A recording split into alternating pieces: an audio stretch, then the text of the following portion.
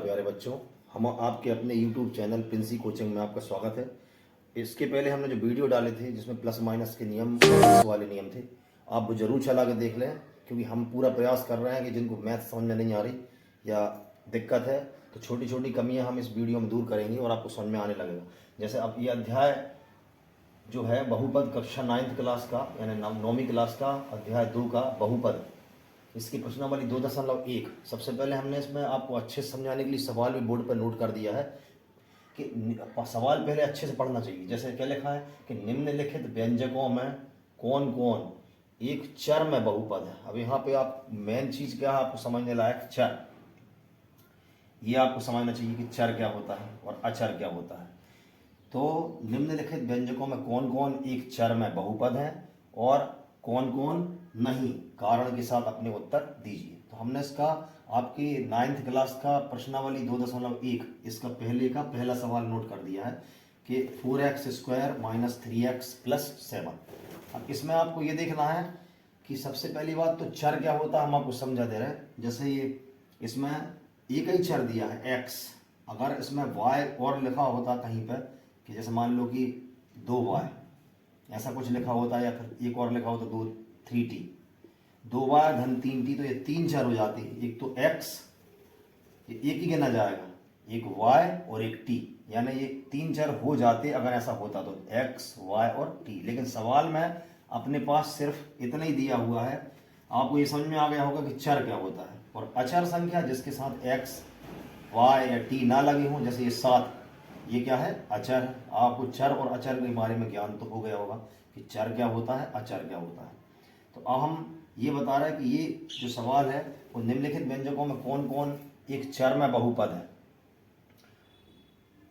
बहुपद मतलब जिसमें बहुत से पद हो, तो कौन कौन एक चर में बहुपद है और कौन कौन नहीं। तो अब अपने पास पहला सवाल है। अच्छा, एक बात और है कि बहुपद क्या क्या होता है। सबसे पहली बात ये, ऐसा समीकरण जिसमें चर की घातपूर्ण संख्या हो। फिर सुन लो, ऐसा समीकरण जिसमें चर की घातपूर्ण संख्या हो वो क्या होता है, बहुपद होता है। अब पूर्ण संख्या क्या होती है ये सब समझना जरूरी है इस अध्याय में। जैसे अध्याय 2 अपन कर रहे हैं, जैसे ये 1 2 3 4 से डैश डैश मतलब आगे तक, यानी ये क्या होती है, पूर्ण संख्या है। तो आपको ये देखना कि चर की घात इसमें क्या लगी है। खास बात यह है कि हम x पर जो घात लगी है वो देखेंगे। तो जैसे x की घात यहाँ 2 है और यहाँ पर x की घात 1 मानी जाती है, तो 1 और 2 ये दोनों पूर्ण संख्याएं हैं कि नहीं, पहले तो ये देखो आप, हैं, है ना। और अब जब आपके चर पर जो घात है वो पूर्ण संख्या में है, इसलिए यह एक बहुपद है। तो अपन यहाँ पर यहाँ लिख दे रहे बहुपद है, या हाँ आपके जो उत्तर माला है उसमें हाँ लिखा होगा। ये क्या अपन ऐसा लिख सकते हैं, बहुपद है। अब ये बहुपद क्यों है, ये अब एक बार और सुन लें सभी लोग कि भाई ऐसा समीकरण जिसमें चर की जो घात है वो पूर्ण संख्या में होना चाहिए। जैसे पूर्ण संख्या ऊपर एग्जाम्पल के तौर पर लिखी हुई है, पूर्ण संख्या जैसे 1 2 3 4 से डैश डैश। तो अपन ने ये देखा कि हमारे चर हमारे पास जो समीकरण है इसमें चर की घातपूर्ण संख्या है, इसलिए यह एक बहुपद है। अपन इसमें यदि देखा जाए तो नहीं पूछा था कौन कौन एक चर में, खास बात क्या है, एक। तो ये एक ही चर है कि नहीं, पहले आप ये देखो कि इसमें चर और कोई दूसरा तो नहीं है, एक्स अकेला ही है। भले ही वो एक्स 2 बार हो 3 बार हो, ये सब हम पूरे फॉल्ट आपके लिए क्लियर कर रहे हैं, क्योंकि हमें मालूम है कि आप लोग पढ़ने के बाद भी इसमें कंफ्यूज रहते हैं। मतलब कहीं ना कहीं आपकी स्कूल की क्लास में भी आपने पढ़ा हो तो हो सकता है थोड़ी बहुत कन्फ्यूजन रह जाती हो कि कौन सा चर है, एक चर है, दो चर, कि ये क्या होते हैं। ये सब पूरे आपकी जो कमियां हैं वो आज पूरी हो जाएंगी। तो हमारा मतलब ये है कि ये जो है वो एक ही चर है एक्स, भले वो 2 बार 3 बार हो सकता है, एक आध बार और 4x² और लिखा होता कहीं। एक बात और मैं ध्यान आ रही, वीडियो को बिल्कुल फॉरवर्ड ना करें, वीडियो को पूरी देखा करें। हम पूरी मेहनत कर रहे हैं, पूरा प्रयास कर रहे हैं कि आपको जो वीडियो है वो बहुत अच्छे समझ में भी आ जाए। और प्लीज़ वीडियो को लाइक शेयर एंड सब्सक्राइब ज़रूर किया करो, ताकि आपको ऐसे वीडियो और भी मिला करें आगे, है ना। तो अब हम ये देखें कि ये तो बहुपद है, लेकिन अब ये अपन इसमें लिख क्या सकते हैं। इनने पूछा था कौन कौन एक चर में बहुपद है, तो अपन ये लिखेंगे यह एक चर में बहुपद है। क्योंकि इसमें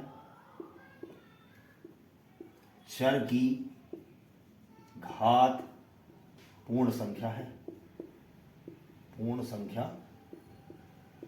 है। ठीक, अब इसका दूसरा क्वेश्चन क्या था? ये तो हो गया पहला क्वेश्चन, दूसरे से क्लियर होगा। दूसरा है 3 under root T, 3 root T plus T root 2। ये एक सवाल और, ये इसका उत्तर था। अब आप ये देखें कि इस सवाल में ऐसा हो रहा है कि चर है उसकी, अब इसमें चर क्या है पहले तो आप ये देखेंगे।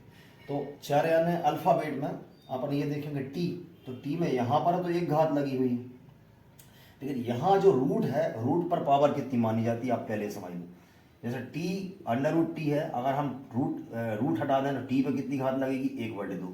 अब 1/2 बिल्कुल पूर्ण संख्या नहीं होती, इसलिए ये जो आपके साथ सामने समीकरण है, ये जो समीकरण है इसमें मतलब हमारा ये है कि इसमें चर की घात पूर्ण संख्या में नहीं है, इसलिए यह बहुपद नहीं है। तो अपन यहाँ लिख भी दे रहे बाजू में बहुपद नहीं है, बहुपद नहीं है। ये आपके लिए समझने के लिए लिख रहा है, असली उत्तर हम नीचे लिख रहा है कारण समेत। ऊपर क्वेश्चन लिखा हुआ है, अच्छे से पढ़ रहा है कि निम्नलिखित व्यंजकों में कौन कौन एक चर में, पहली बात तो कितने चरों में है, एक में है, दो में है, ये बताना। तो एक चर में कौन कौन बहुपद है ये बताना है, और कौन कौन नहीं है ये बताना। कारण के साथ अपने उत्तर दीजिए, ये भी लिखा हुआ है। तो अपन पूरे कारण समेत इसका उत्तर दे रहे हैं।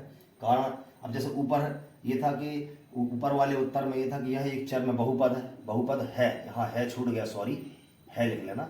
यह एक चर में बहुपद है क्योंकि इसमें चर की घात पूर्ण संख्या है। लेकिन नीचे वाला आपको अच्छे से मालूम है कि जो टी है इस पर एक जगह रूट टी, मतलब रूट नहीं लगा होना चाहिए चर के ऊपर, इधर जरूर रूट लगा है अचर के ऊपर। तो अचर के ऊपर जो अचर है, दो क्या है अचर, तो इस अचर के ऊपर जरूर रूट लगा है, चलेगा वो। लेकिन इनकी शर्त ये होती है कि बहुपद में चर की अधिकतम जो चर की घात है वो पूर्ण संख्या में होना चाहिए, और नीचे इस दूसरे नंबर में चर जो है उस पर रूट लगा हुआ है, तो रूट में जो घात है वो पूर्ण संख्या नहीं मानी जाती। मतलब हमारा ये है कि यह एक, अब एक चर क्यों लिख रहा है देखो आप, इसलिए क्योंकि एक ही चर है, यह एक चर में बहुपद नहीं है, बहुपद